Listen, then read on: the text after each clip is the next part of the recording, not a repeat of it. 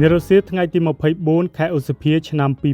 2025ក្រសួងទេសចរនៃព្រះរាជាណាចក្រកម្ពុជានិងរដ្ឋបាលប្រជាជនខេត្តជាងស៊ូនៃសាធារណរដ្ឋប្រជាមានិតចិនបានចុះហត្ថលេខាលើអនុសារណៈនៃការយោគយល់គ្នាស្ដីពីកិច្ចសហប្រតិបត្តិការលើវិស័យទេសចរក្រោមអធិបតីភាពឯកឧត្តមហូតហៈរដ្ឋមន្ត្រីក្រសួងទេសចរ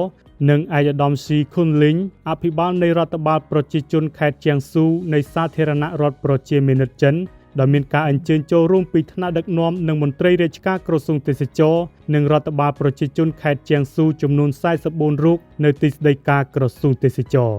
ក្នុងឱកាសនោះដែរឯកឧត្តមរដ្ឋមន្ត្រីនិងឯកឧត្តមអភិបាលខេត្តក៏បានផ្ដល់កិត្តិយសដ៏ខ្ពង់ខ្ពស់ធ្វើជាសក្ខីភាពនៃការចុះអនុសារណៈនៃការយោគយល់គ្នាចំនួន6ដូចខាងក្រោម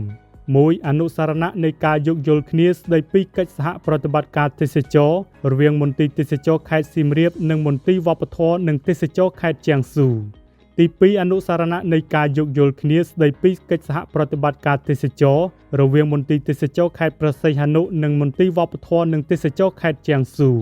ទី3អនុសារណៈនៃការយោគយល់គ្នាស្ដីពីកិច្ចសហប្រតិបត្តិការមិត្តភាពនិងការផ្លាស់ប្តូរការសិក្សារវាងវិទ្យាស្ថានជាតិទេសចរកម្ពុជានិងវិទ្យាស្ថានទេសចរនិងបដិសណ្ឋារកិច្ចណានជីង